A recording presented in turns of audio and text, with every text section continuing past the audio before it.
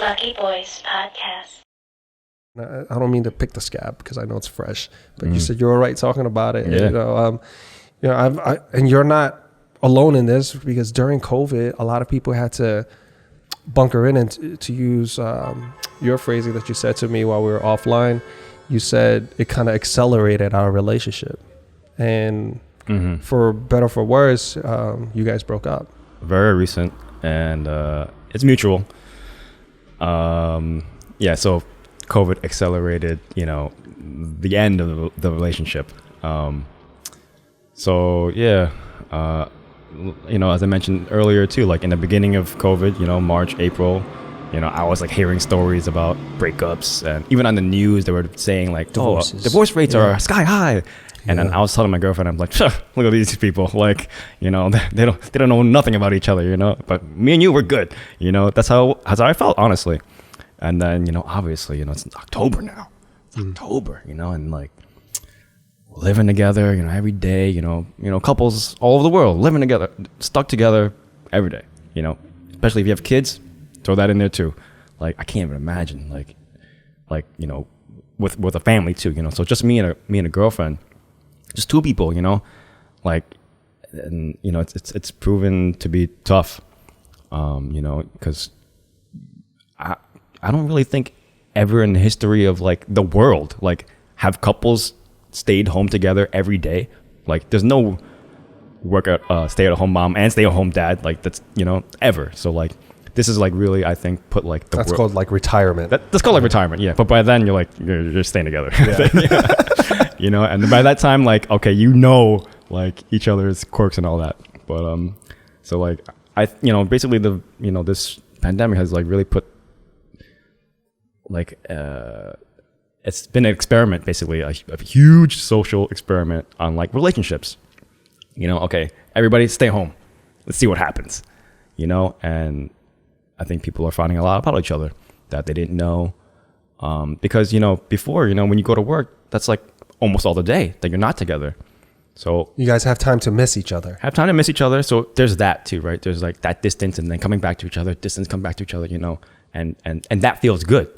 That's part of like, longing, so there's no more longing, right? If you're together all the time, you wake up together, go to sleep together, you eat together, everything together, and that's tough, even for like a strong relationship, so, it proved tough for us as well, and, eventually I guess we kind of realized like, okay, we learned these things about each other, Were there several fights that kind of led up to the breakup, or were there just things that you guys pent up and it was just one big explosion and then you guys said, hey, maybe it's better off? There was one like kind of big-ish fight, and then we kind of almost ended it there, actually. Like, but then we talked and said, all right, we know we have these issues.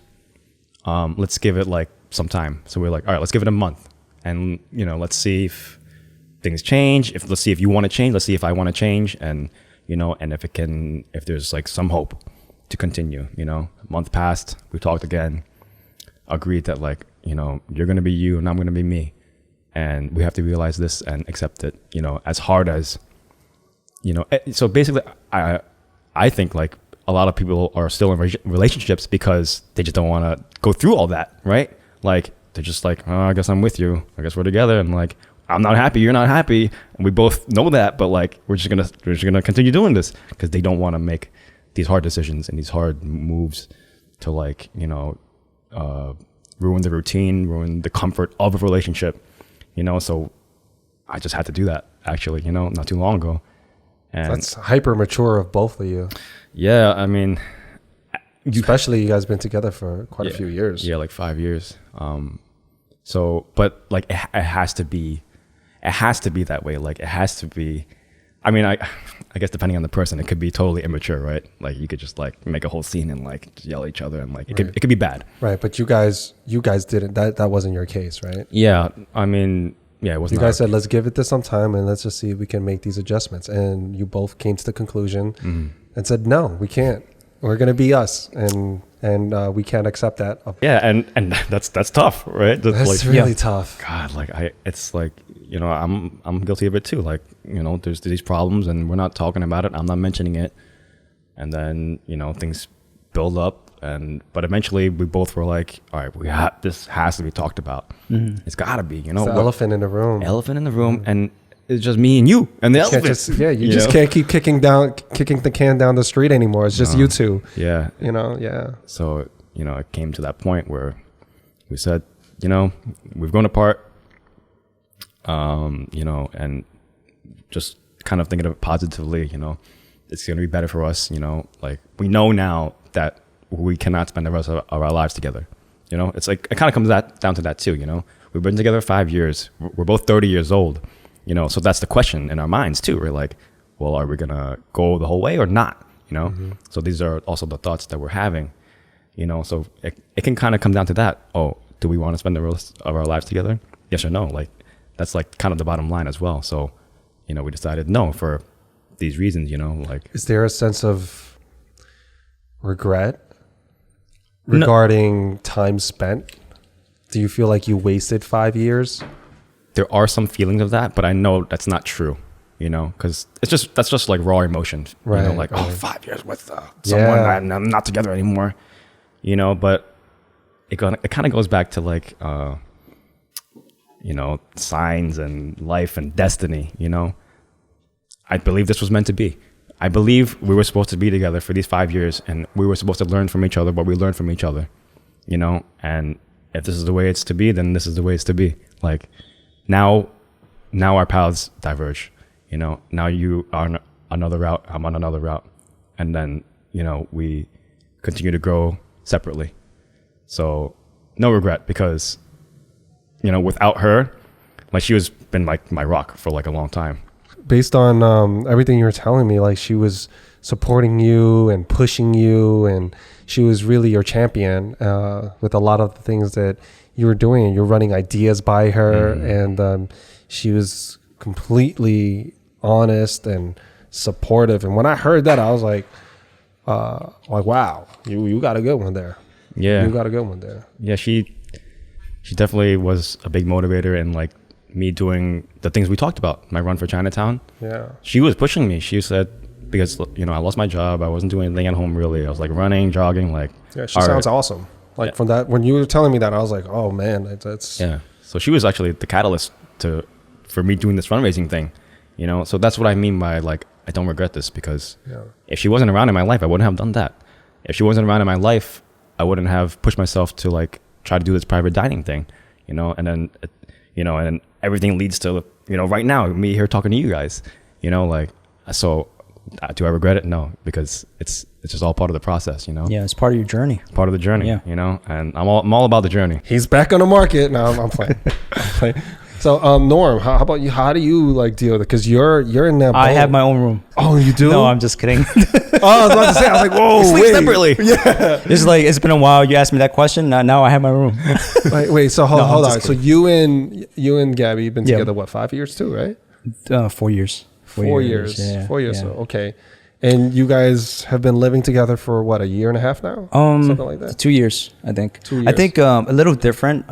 Me and my girlfriend, we've been living together for a while, so we kind of knew our habits. And I made it a point, like, if things are bothering you and bothering me, we have to communicate.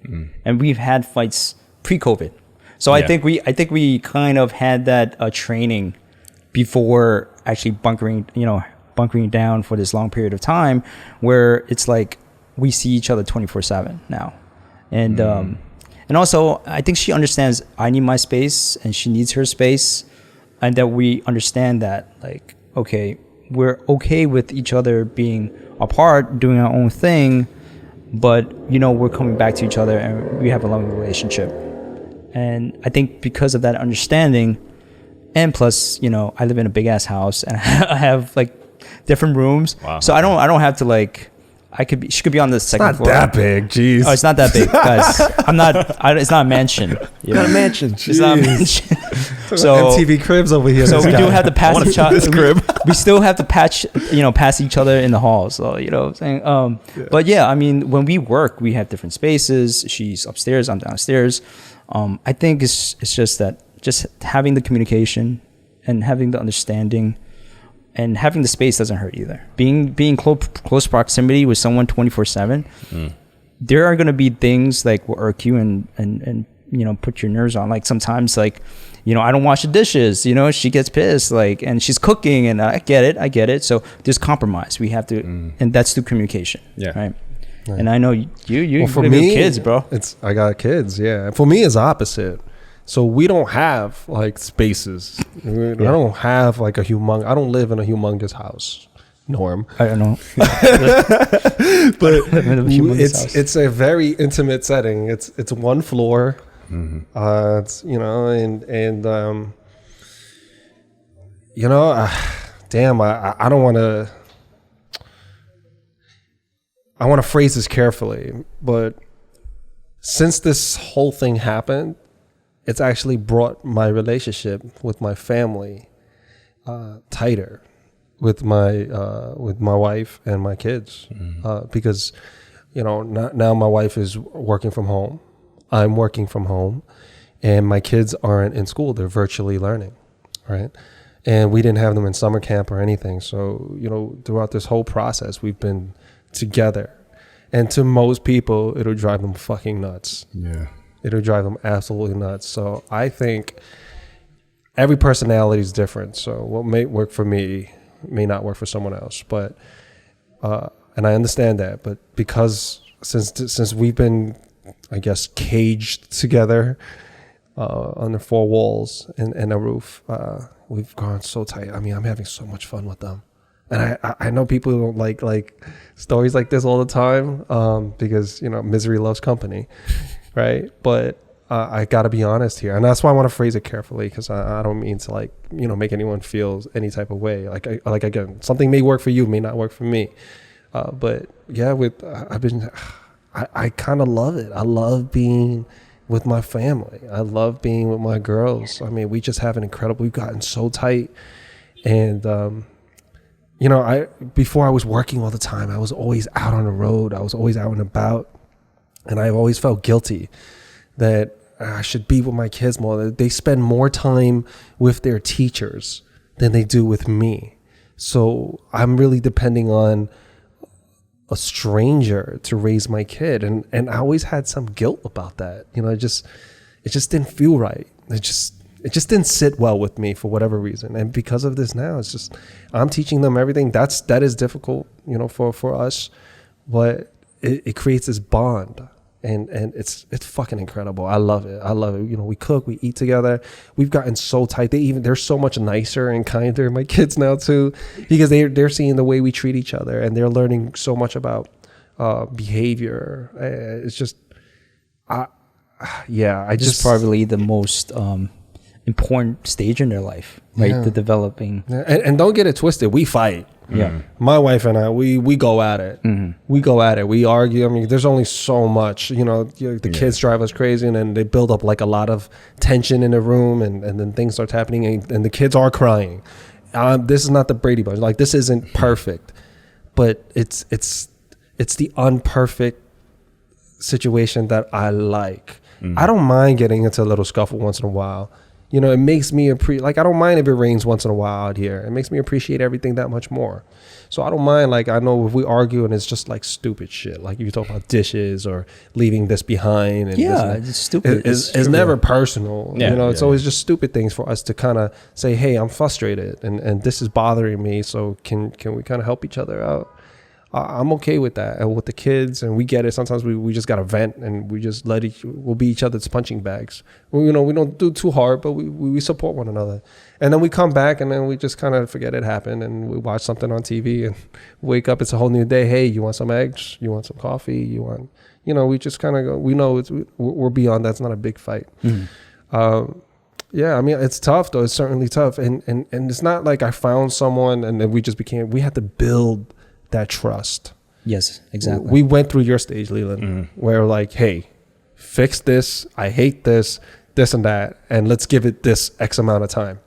We went through that stage, and we broke up, and then we made it back together somehow after a year. We were like, let's revisit this. A year off.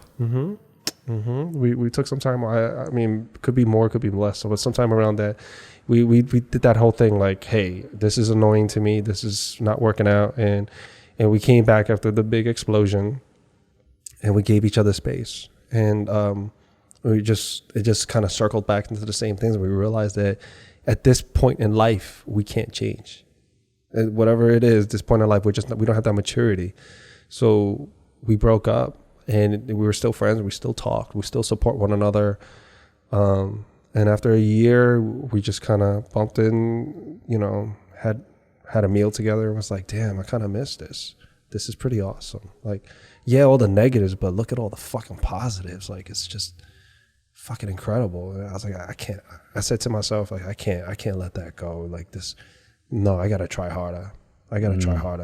Like, yeah, I got to give this another shot. So, I talked to her. She felt the same way. And then 2 kids later, here we are, but it's a struggle. It's a struggle. Relationships, you got to work. And when you have kids, you got to work even more, because it's so easy when your biggest problem is like Netflix, what shows to watch, where to go on vacation, or talk about your stupid friends and this and that and making plans, the silly things, right? But when you're talking about kids, now you're talking about money, you're talking about schools, you're talking about mortgage, you're talking about a car note, all this other stuff. Her parents, your parents. You're responsible for life now. Yeah, and then trying to balance all that and have a social life and still be yourself. And still be yourself. Have some form of identity and make an income as well. That's hard, man. Relationships are especially these days with all this social media and distractions. It's so easy to just give up on a relationship and say next, when you have all these memes saying I deserve better. God. Or all these quotes out there. I can't take it. If you can't accept me as my worst, you don't deserve me at my best. Or, like it sounds good in a quote, but that's not the way life works all the time. Life and relationships usually cannot be summed up on one meme or one quote. I feel like those quotes are for single people. They're not really for like people. No, because people in couples could be reading that and going, I do reading. Deserve better. Yeah, fuck him or screw her. Couples are reading it, but then I don't think dangerous. They're for. Yeah, it's dangerous. I don't think it's for single people. It'll play with your mind, and so you're getting advice from your phone from somebody that posted something for likes. Yes. Because it sounds really good, and sometimes they'll post it with a celebrity on a quote, and the celebrity didn't even say that, but they'll post it with a celebrity saying that, and it could be out of context for you. And I think that part is also it's just dangerous to use that application to real life. You need to go with what we were talking about earlier, signs, actually moving and making adjustment. You need to use your own damn head, you cut out all the noise from your whatever phone you got, or your friends. Sometimes they can instigate something. They don't understand your relationship. Yeah, they might be in a different stage of the relationship, so it's like very different. Right. Sometimes, and why is your friend beating up your relationship 24/7? That's also a question I got. Like, don't they have their own shit to worry about? I understand if you're getting beat or if he's a deadbeat. Toxic relationship. Yeah, then I totally get that. That's completely separate. But if he's normal, he's got a job, he's keeping. He's responsible, or she's responsible. She's not a drunk and she's not a user, and vice versa.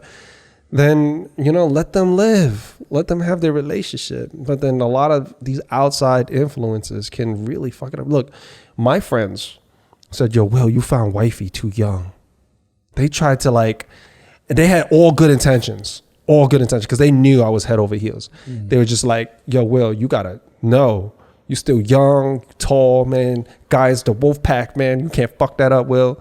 We need to go out, man. And I'm like, nah, I'll go out, but I'm not gonna go out. I'm not. Yeah. You're not on the hunt. It's it's not a wolf pack if you don't fucking join the hunt. No. This is coming from single guys, so it's like. Yeah, my single totally friends different. Was not an advocate of my. They liked her, but they just thought that I could do so much more. In regards to just body count. That and oh, Will, you could be scoring models and all this stuff. It's like that's not my interest. That's not my thing. They're projecting, man. They're like, that's projecting. My interest. So there's that, and And if I took that, I wouldn't have what I have now. You know, I may be this old guy at the club, and I don't want to be that guy.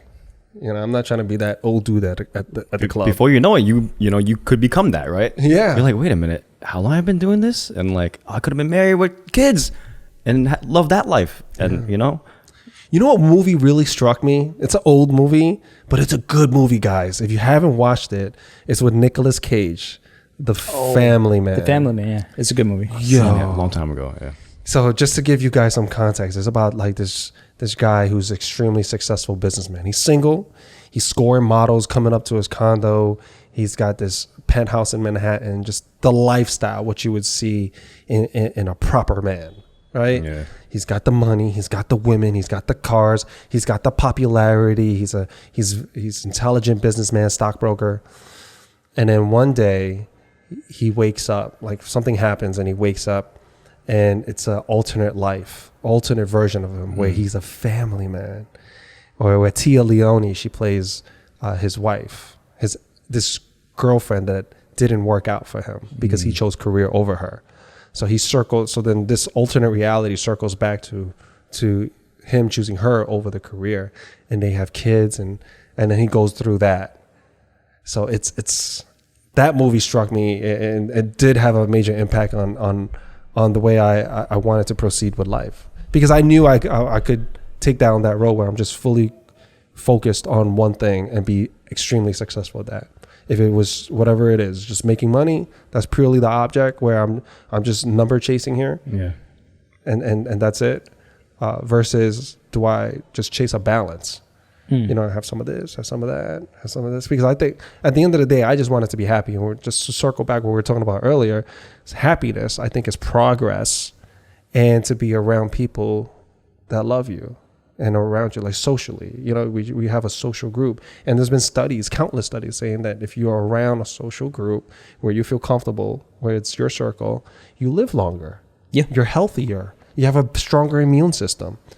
You know, it's just a healthier way of being. It's like a social form of eating your vegetables, you know, and being by yourself, I guess, would equate to, for a long period of time, eating too much junk food. Social vitamins. Yeah. So that's really how I really want to move, you know, just with that balance and healthiness. But I don't think like majority of people, I don't think they could find that balance, because I'm right now, I'm scared to have kids, but I want to have a family.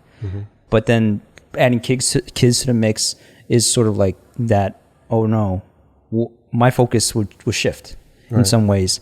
So it's always that kind of hesitation. Right. But I know I'll tell you.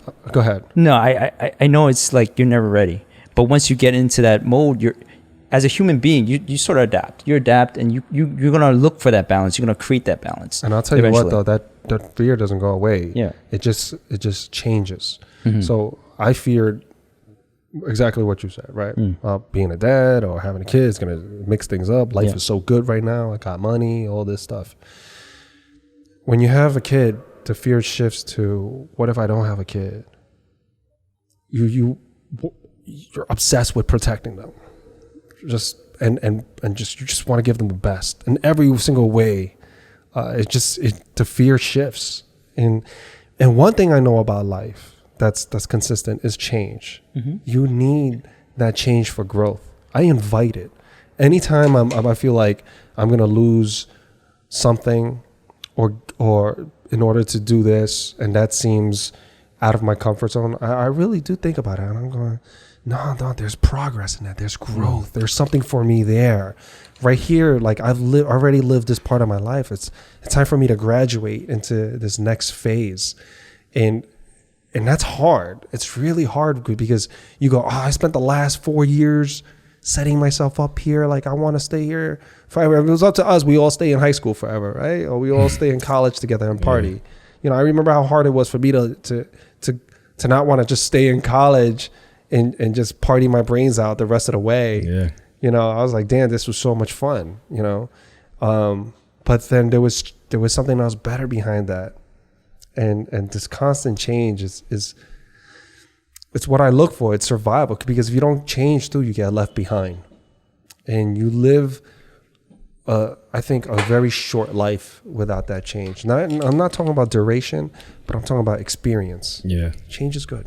And it's interesting. We got 3 different aspects of it. Mm-hmm. We got one that's, and that's currently in there. We got one that's not in there, and one that's really all the way with kids. So it's just fascinating to see. So I'm interested in what you guys, you guys want to message us or email us or whatever. I'm interested to know, like, your story, what's going on with you guys during COVID. So if you guys are listening to us on like Spotify, iTunes, whatnot, just send us a quick email or comment on the YouTube, or comment on the or whatever. Just I just want to know, like, what the heck is going on. I'm hearing so many different things, and I always find relationships in any form fascinating. I think love is extremely fascinating.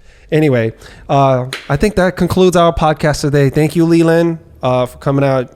Keep going on your path. It feels good for me to be able to talk to people as well, to new people, because sometimes it's hard to talk about things with your friends or the people that you're used to. You can't open up to the same way. So it was a pleasure for me as well, and good luck to you guys as well, to continue doing your thing and growing. Thank you. Appreciate that. Yeah, definitely keep us updated, because I'm super interested. And if you're doing the Run for Chinatown thing again, I want to be part of it. I want to help support it. Okay. Are you gonna run? Yeah, or walk. Or walk. He's gonna get his electric scooter out. That's what he's gonna do. No. I'll be using my own 2 feet this time. Okay. Good for you. And I'll be rooting for you guys. I'll just let me know where you guys stop, because I'll be at a bar. Yeah. And then pass us drinks. I'm gonna pass you guys fucking drinks. So I'll get that round for us. And you're gonna pour a bucket of Gatorade over us. Whatever you guys want, man. You guys will deserve it. So I'm rooting for you. All right, Good thanks. stuff, man. Good stuff, Leland. Cool. This is Lucky Boys Podcast, and we out.